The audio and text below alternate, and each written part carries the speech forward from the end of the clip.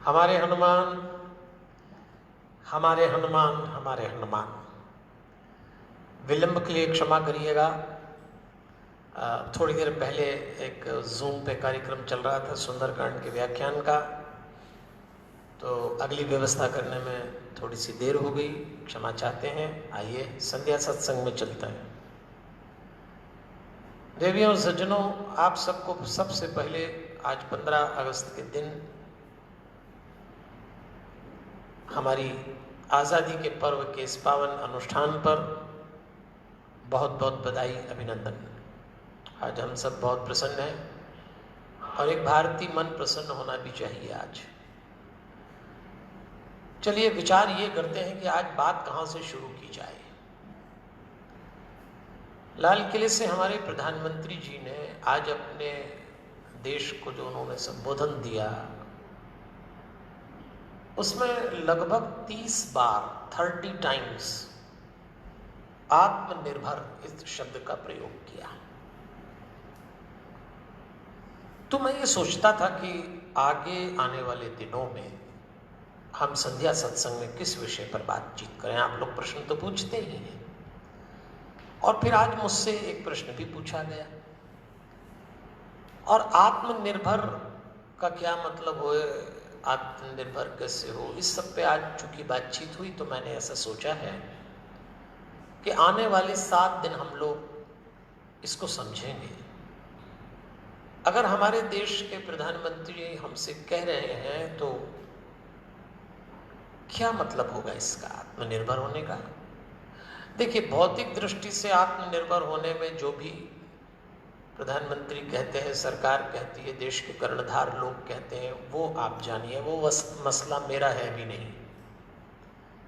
वो तो आप ज्यादा अच्छे से समझते हैं आत्मनिर्भर होने का क्या मतलब। लेकिन मैं जिस आत्मनिर्भरता को आपके साथ शेयर करना चाहता हूं, उसमें बात की जाएगी अध्यात्म की। क्योंकि आत्मनिर्भरता शब्द में आत्म शब्द जो आया है वो आत्मा से लिया गया है,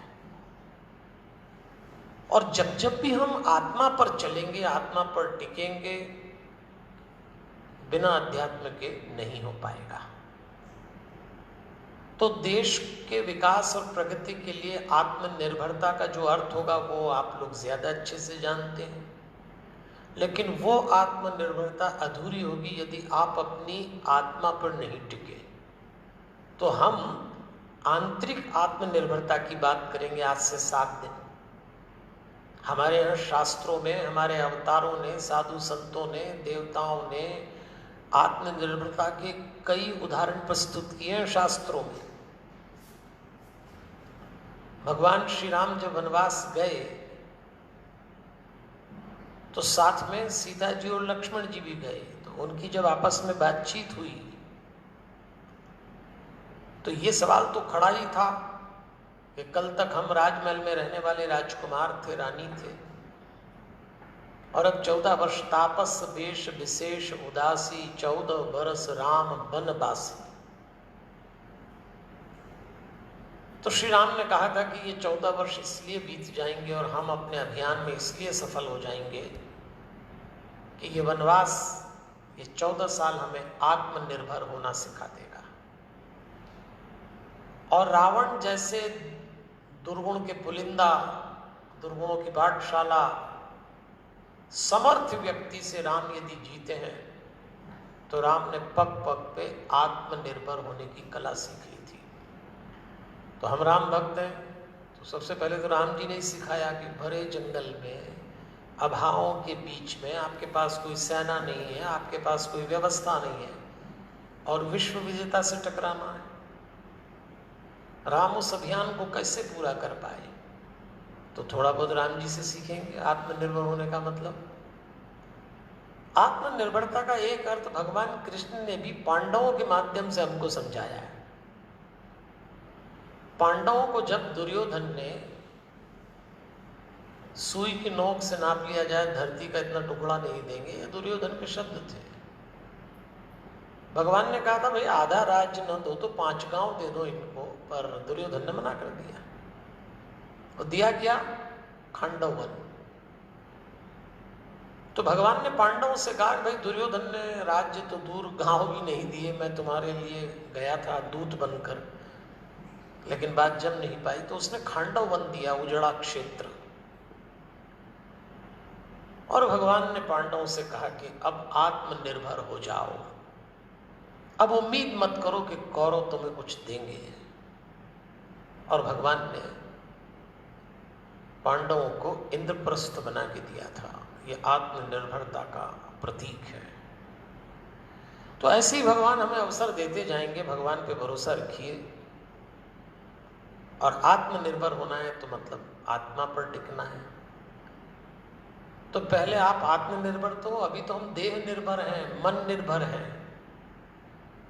तो ऐसे कैसे विकास कर पाएंगे देश का और खुद का? अगर विकास कर भी लिया तो अशांत रह जाएंगे, दुर्गुणों में डूब जाएंगे। आगे तो निकल जाएंगे पर बहुत कुछ ऐसा है जो पीछे छूट जाएगा। तो आत्मनिर्भर होने के लिए योग का सहारा लेना पड़ेगा। वहां आपको विज्ञान, तकनीक, परिश्रम, योग्यता, शिक्षा का सहारा लेना है तो आप देश को आत्मनिर्भर बनाएंगे। लेकिन यहां आपको स्वयं आत्मनिर्भर होना हो तो आपको योग का सहारा लेना पड़ेगा। देखिए, ये साइंस और टेक्नोलॉजी का टाइम है, इसमें सब कुछ संभव है। विज्ञान कभी हार नहीं मानता और अध्यात्म को जीतने में रुचि नहीं रहती। आत्मनिर्भर होने का मतलब अध्यात्म है, क्योंकि जो अध्यात्म होता है वो अजात शत्रु होता है, इसलिए उसको किसी से जीतने में रुचि नहीं, वो अजात शत्रु है। और इसीलिए एक आध्यात्मिक व्यक्ति के लिए जीत का मतलब दूसरों को हराना नहीं है, स्वयं को जीतना है। आप किसी आध्यात्मिक व्यक्ति से पूछे कि तुम किसी को हराओगे, बोले मुझे कोई इंटरेस्ट नहीं है, मेरा इंटरेस्ट है कि मैं खुद को जीतूं। तो विज्ञान और अध्यात्म का अंतर तब समझ में आता है जब जीवन में योग उतरता है, वरना आप अध्यात्म विज्ञान को समझ नहीं पाएंगे, कंफ्यूज हो जाएंगे, दोनों से उलझ जाएंगे। तो विज्ञान में तो सब कुछ संभव है, विज्ञान कुछ भी कर सकता है। साइंस और टेक्नोलॉजी आज के टाइम में क्या नहीं कर सकती, क्या नहीं कर सकती। लेकिन एक जगह साइंस और टेक्नोलॉजी हार जाती है, बीता हुआ समय वापस नहीं ला सकती। वो टाइम गया कि गया। हमारे यहां समय को काल भी कहा है। तो विज्ञान सब कर सकता है पर काल पे नियंत्रण नहीं कर सकता। एक चर्चा आती है शिव पुराण में, पार्वती जी और शंकर जी आपस में बातचीत कर रहे थे, बड़ी गहरी बातचीत चल रही थी, तंत्र सूत्र। तो पार्वती जी ने शंकर जी से एक प्रश्न पूछा और वो सवाल था कि काल के क्या लक्षण हैं, काल को जीतने के उपाय क्या हैं, इसको कैसे वश में किया जा सकता है। काल के दो अर्थ हैं, टाइम एंड डेथ। मृत्यु और समय दोनों काल कहते हैं। तो कैसे जीत सकते हैं, पूछा था, कैसे वश में कर सकते हैं। तो शिव जी ने अपनी पत्नी पार्वती जी को उत्तर दिया था कि देवता, ऋषि मुनि, दैत्य और मनुष्य, ये कोई भी काल को नहीं जीत सकता, कोई भी नहीं जीत सकता। पार्वती जी ने कहा लेकिन मैंने सुना है कि आपने काल को जीता है। तो शिव जी कहते हैं मेरी बात छोड़ो, लेकिन और कोई नहीं जीत सकता। हां, एक व्यक्ति है जो काल को वश में कर सकता है और उसको कहते हैं योगी। जो योगी होता है वो काल को जीत सकता है।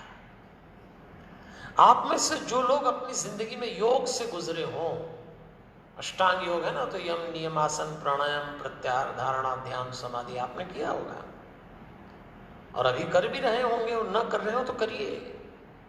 अपने आप को योगी बनाइए, क्योंकि एक योगी के पास जो अनुभूति होती है वो कोई साइंस और टेक्नोलॉजी आपको नहीं दे सकती।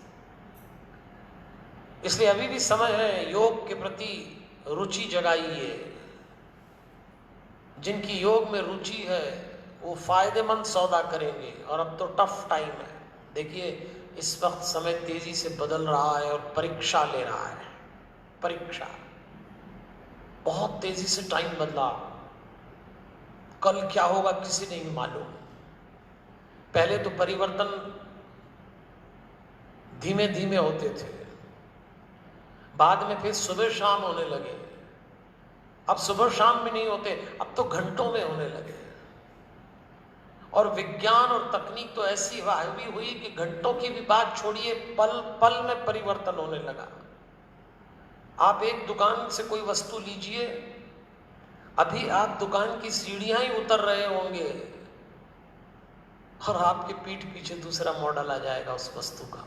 इतनी तेजी से बदली दुनिया, इतनी तेजी से। ऐसे में जब आप योग करेंगे तो योग आपको समय का संतुलन सिखाता है। कई लोग पूछते हैं योग क्या होता है, तो मैं छोटी सी पंक्ति, छोटा सा परिभाषा दे रहा हूं। वर्तमान में जीने का नाम योग है। फिर सुन लें, वर्तमान में जीने की कला सिखाने का नाम योग है। जो योगी होगा उसकी वर्तमान पर पकड़ होगी, वक्त उसका गुलाम होगा। वरना जो गुजर गया आप उसमें उलझे रहेंगे, और जो आने वाला है आप उसकी बेचैनी पाल लेंगे। अभी हमारे साथ यही हो रहा है, पहले ऐसा था, पहले वैसा था, अब क्या होगा, अब क्या होगा, रोज नए आंकड़े आ जाते हैं। तो योग करेंगे तो जीवन में एक संतुलन आएगा। और अपने योग को किसी मंत्र से जरूर जोड़ लीजिएगा, क्योंकि योग में सांस की क्रिया का महत्व है, और सांस यदि किसी मंत्र से जुड़ जाए तो बड़ी प्रभावशाली हो जाती है। आपके जीवन में और कोई मंत्र न हो तो हनुमान जी की हनुमान चालीसा को मंत्र बना लीजिए। अब हनुमान चालीसा मंत्र, क्योंकि तुलसीदास जी ने हनुमान चालीसा का जब गठन किया तो वो ध्वनि विज्ञान के आधार पे किया है। हाँ, हनुमान चालीसा ध्वनि विज्ञान से बनी है, एक एक शब्द को बड़े ढंग से जोड़ा है। तो जब आपकी सांस से हनुमान चालीसा की चौपाइयाँ, उसकी पंक्तियाँ, उसके शब्द जाते हैं तो पूरा एक साइंस काम करता है।